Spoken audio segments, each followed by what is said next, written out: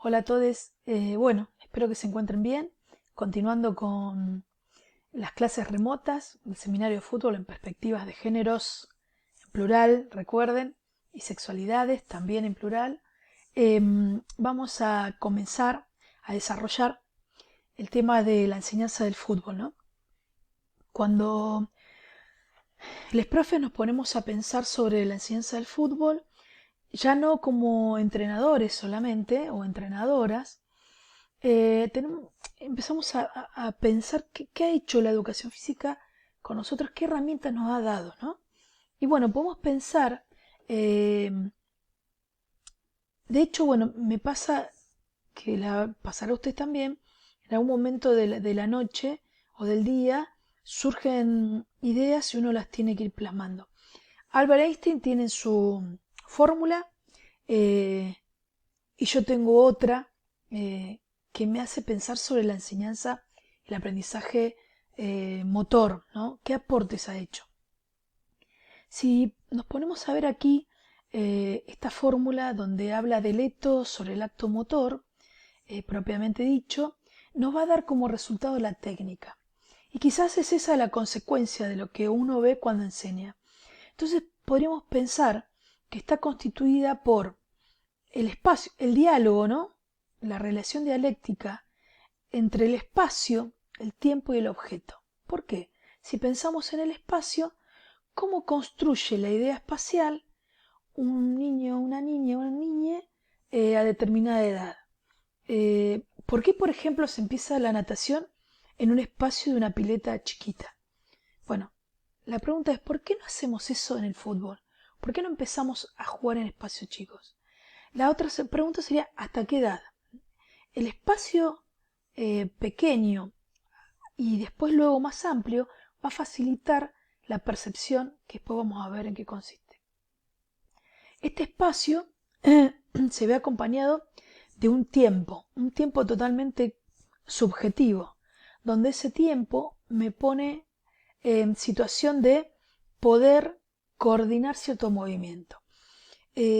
Vieron que en las niñez, cuando van a buscar una pelota y son muy pequeños, van a buscarla y ¡pac! Terminan volviéndola a patear.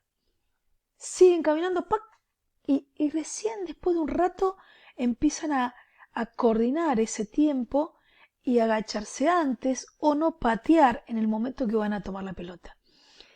Entonces ese tiempo, esa percepción del tiempo, en esa trayectoria que va a recorrer el elemento en su tamaño, ese tiempo que va en el peso, bueno, todo eso se pone en juego y termina dándome una relación también con el objeto, que ese es el objeto que tengo que percibir.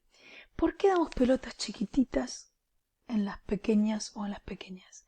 ¿Damos una pelota muy muy grande? A veces veo en el fútbol que se entregan pelotas a las chiques de los jugadores mayores. Y tienen 5 años, 6 años. Y vemos que esa pelota, el diámetro, es casi el tamaño que le llega a la rodilla de ese niño o esa niña. Comencemos a pensar cuál es ese objeto que vamos a utilizar y cómo puede relacionar el espacio-tiempo-objeto dentro de su eh, corporeidad futura jugadora, jugador de fútbol. Este espacio, tiempo y objeto va a estar sobre el acto motor. Y el acto motor es nada más y nada menos que la atención, la percepción y la ejecución. En esta primera etapa de la atención, si yo no miro el objeto, es muy difícil que lo pueda percibir en tanto espacio, tiempo y objeto, ¿no? En trayectorias, en, en características. Esta atención va a dar lugar a la percepción y luego, una vez que yo estoy en ese proceso, puedo ejecutar ahí ya sí, por ejemplo, una técnica, por ejemplo, una toma de decisión. Perdón, en esto tenemos que empezar a pensar que la primera y segunda etapa es mucho más cualitativa, cómo se realiza el gesto técnico y desde la comprensión. Ya vamos a definir lo que es la comprensión en educación física. Si podemos pensar cualitativamente esa primera etapa, cómo realiza el gesto técnico, ya vamos a ganar mucho más en lo que es la calidad del movimiento en el momento de elegir cuantitativamente, ¿sí? Cuantitativamente, cuántas y qué tipo de decisiones va a tener que elegir ese estudiante, esa estudiante o jugador o jugadora. Y esta parte, en esta ejecución, que uno en un principio ejecuta como puede, tenemos que ir llevándola a la posibilidad de que exista una hipótesis de la variabilidad de la práctica. Este es un principio que utilizamos en educación física y tiene que ver con que yo supongo situaciones de juego que van a ser recreadas y las varío en tanto repeticiones, distancias, alturas, rivales. Bueno, ya lo vamos a ver más descrito. Entonces, esto es un poco la introducción a cómo pienso el fútbol y qué me ha dado la educación física desde algunos teóricos y teóricas que ya vamos a mencionar. Bueno, ¿cómo? Los principios pedagógicos. Si nos ponemos a pensar en tanto lo simple, lo complejo, lo general, lo específico, lo individual, lo grupal, lo estático, lo dinámico, lo conocido, lo desconocido, lo proximal, lo distal, decimos que el fútbol es uno de los deportes más difíciles porque tenemos que coordinar diferentes técnicas del deporte con la misma parte del cuerpo con que nos trasladamos. Y tiene que ver con las tomas de decisiones y percepciones en tanto proximal, arquero, pero distal, oculopedal, con las piernas y la bilateralidad. Bueno, de lo poco a lo mucho, de lo cerca a lo lejos, con oponente sin oponente, bilateralidad que nombramos recién, presentar constantes desafíos. No puedo estar poniéndola contra la pared y siempre que sea la misma pared, la misma pelota y en tiempos muy largos y sin sumar un oponente, sin modificar la distancia, ¿no? Eso tiene que ver con los desafíos. Presentar situaciones, problemas. Siempre decimos que la situación problema propiamente dicha es la situación de partido. Pero ahí le podemos sumar el 1 versus 1, el 2 versus 1. Bueno, situaciones, problemas que no definan del modo que yo les resuelvo directamente, sino cómo usa la comprensión en esa toma de decisión. Hablando de promover la comprensión. Promover la toma de decisión que van de la mano a esas situaciones, problemas. Yo no puedo hacer un slalom y que siempre termine de la misma manera. ¿Por qué hacer un slalom siempre simétrico? ¿Por qué no hacer una simetría? ¿Por qué no poner un oponente? ¿Por qué no poner una decisión en ese trayecto de diferentes conos que voy poniendo en distancias y asimetría? ¿Por qué no poner antes de la definición final una toma de decisión con algún tipo de ejecución técnica propia del deporte o de alguna actividad que tenga que ver con la coordinación, con las capacidades condicionales, que también veremos en qué consiste. Esta, esto que fundamenta también una hipótesis de variabilidad de la práctica, si manejo el resto de estos componentes, y acá quiero hacer una salvedad. Ojo, ¿qué es lo simple y lo complejo? ¿Se acuerdan que hablamos si le damos pescado al hombre se alimentará una sola vez? Si le enseñamos a pescar se alimentará toda la vida. Bueno, pero ¿qué? Yo profa, yo entrenador, entrenadora, ¿qué es lo que conozco que se supone que saben mis jugadores, jugadoras? ¿Qué es lo simple para mí? ¿Qué es lo simple para cada uno de esos jugadores, jugadoras? ¿Qué es lo general? Y lo específico, bueno, del juego, de la táctica a la técnica, bueno, también lo veremos. Estos principios pedagógicos me parece que son los que tenemos que comenzar a analizar cuando queremos dar una clase. Bueno, sí, es así de complejo.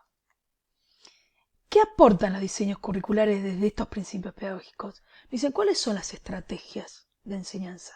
Desde lo formal, si yo estoy haciendo las prácticas, voy a tener que recurrir al diseño curricular para que éste me diga que existen estrategias de enseñanza parecidas a estos principios que tienen que ver concretamente con la presentación de situaciones a explorar, que generalmente son las pequeñas edades, la presentación de un problema a resolver, que puede ser el partido propiamente dicho, y algunas otras situaciones que pueden ser más directas o indirectas, la presentación de situaciones para reflexionar.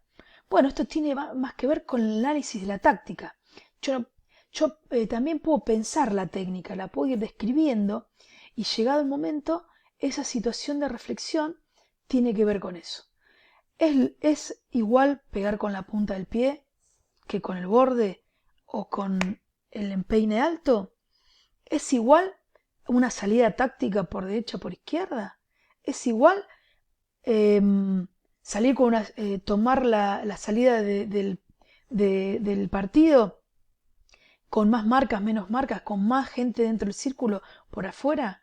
Bueno, infinidades de ejemplos. La presentación de un modelo, ¿qué es lo que hacemos siempre? Presentamos la tarea y decimos que se hace de determinada manera y se resuelve de la misma manera. Lo que garantiza esta tarea, que no por eso es menos racional y menos crítica, es explicar dónde la vamos a ubicar a la presentación de un modelo, esta presentación de la tarea de Musca-Mosto, y a partir de ahí pensar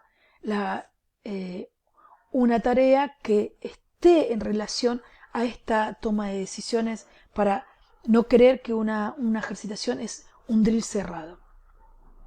La presentación de las situaciones de enseñanza recíproca. Esto lo rescata Musca-Mosto y lo rescata la educación física con gran tino, porque promueve la comunicación y evita la contracomunicación. Promueve, si yo sé qué recursos tiene y la descripción de esa técnica, voy a poder corregir a mi compañero para poder decirle de cómo puede llegar a colaborar en ese equipo. Pero no solamente si lo resuelve para colaborar grupalmente, sino que ya intelectualmente, como decía Pichón River, está pensando cuáles son los detalles de esa técnica, cómo es el detalle de la táctica, y es una gran colaboración. La enseñanza recíproca tenemos que volver a retomarla dentro de lo que es la educación física. Y de modo más general, las estrategias, decimos que hasta el contenido es una estrategia, ¿no? Esa elección. La comunicación y la contracomunicación, que habla Lebush, Parlevas, la psicomotricidad. Reconocer condiciones de inicio, que esto tiene que ver con buen tino si le voy a dar un reel, una cañita de pescar, como decíamos, o voy a tener que comenzar con la lata y el pedacito de madera y la tanza como algo lo más sencillo, que es lo que le puedo dar, no solamente por los recursos con los que cuento materiales, sino con los recursos intelectuales de ese grupo que, por ejemplo, vive en departamento. Y va a ser mucho más difícil si no trepó un árbol, corrió y jugó a la mancha. Reconocer condiciones de inicio, ¿sí? Esto que decíamos, anticipar logros posibles. Todos queremos ser campeones, campeonas. Bueno, pero ¿qué tipo de campeonato queremos? ¿Cómo va a ser ese proceso?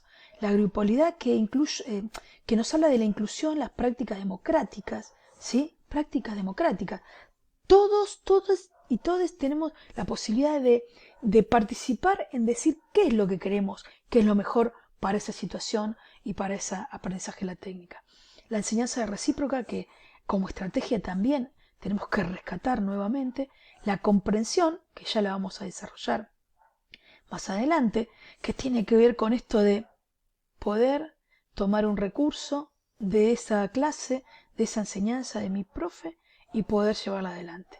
La asignación de tareas, que es lo que siempre vemos. Esto que podemos dividir también como definidas e indefinidas, semidefinidas. La espiral dialéctica del aprendizaje, que tanto hablamos del análisis, la síntesis, empezamos la táctica, empezamos por la técnica. Bueno, eso tiene que ver con el reconocimiento de las condiciones de inicio y qué cuestiones posibles tenemos. Y la comunicación y la contracomunicación.